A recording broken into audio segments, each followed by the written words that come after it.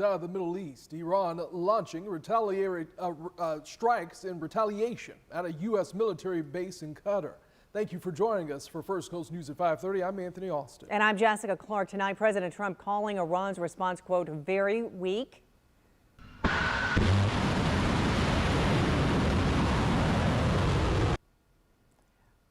Iran releasing this video of a missile being launched today. It's reportedly one of 14 launched toward that military base in Qatar. Streaks of light and balls of fire could be seen in the skies over Qatar. That country's air defense system intercepting the missiles, and President Trump says all but one missile was intercepted.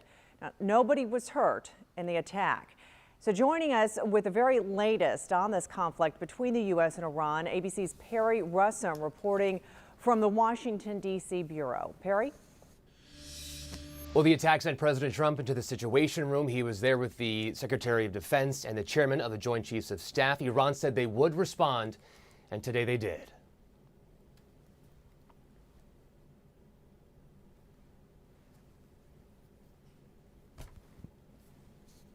So Iran retaliated today against the U.S., launching an attack against U.S. troops that are stationed in Qatar. They fired missiles at the Al Udeid Air Force Base there. It's the largest Air Force base in the Middle East. It's home to some 10,000 American troops. As you mentioned, President Trump said that none of those missiles hit anything in the bases, and right now he is trying to calm everything down. He is calling for peace, saying it is time for peace. Trump calling Iran's attack very weak. He also says that Iran gave the U.S. an early notice of the attack, but right now it appears he's trying to move on from all of this, guys. So much for that report. So how could President Trump respond to today's attack from Iran? Today, to discuss that and more, we're joined with First Coast News military expert, retired Vice Admiral Rick Snyder. He's worked at the Pentagon and NORAD and commanded ships at Mayport. So, Rick, thank you for joining us. I want to make sure that you can hear me okay. Got you loud and clear. Okay, great. Thank you so much. Talk to me a little bit about your thoughts on what happened today with those missiles that were to target that base in Qatar but were intercepted.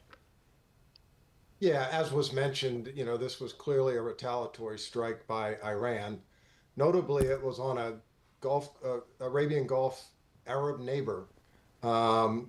And it was, it's key to note here that it was predictable, it was limited, and frankly, it was on the most highly defended presence of U.S. forces in the region.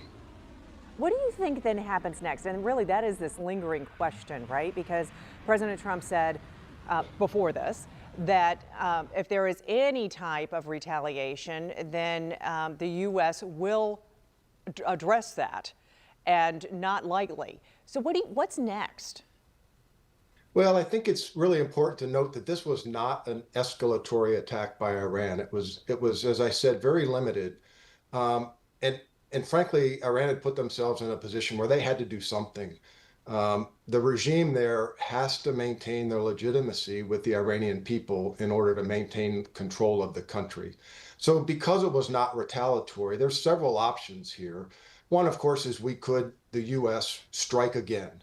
I think, especially in listening to what President Trump is saying now, I think that's probably the lesser likely of the opportunities or things that could happen. I could see us increasing our support to Israel. We've been pretty clear in defensive support up until the strikes over the weekend. We could certainly provide more support to Israel, perhaps in a more offensive manner. It'll depend what the people and government of Qatar want to do after this attack. They've been attacked. It was their headquarters, large base, as you mentioned, both for the Qataris and the U.S. So Qatar might want to respond, and we could perhaps help them. But I do think the key thing is to really look for an off-ramp to the hostilities, and negotiation is a way to do that.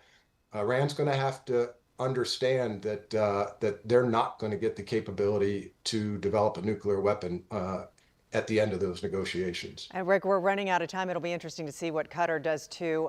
Thank you so much for joining us. I know it was short. We will be talking with you in the future, I know. Thank you so much. Rick You bet. Snyder, Thank you, military Jessica. expert. Okay, thank you. And this evening, a flight carrying more than 200 Americans evacuating Israel is waiting to come home. Gray Bull Rescue Foundation says the group endured situations like missile fire. Aisha Patel shows us the latest evacuation mission.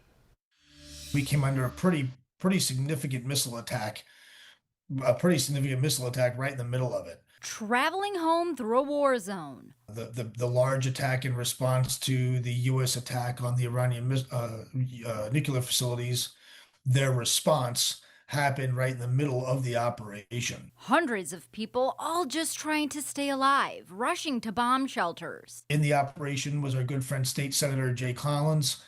He was in the missile attack with us.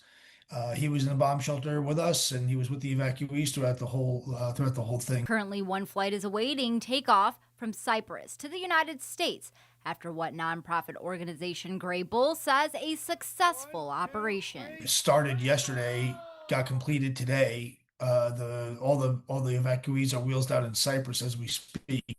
On Friday, we saw a second rescue flight land here at TPA, greeted by Governor Ron DeSantis. Tonight, there have been a total of 7,000 requests for evacuation help, 2,000 of those from Florida. The need is real, though. Our requests are through the roof.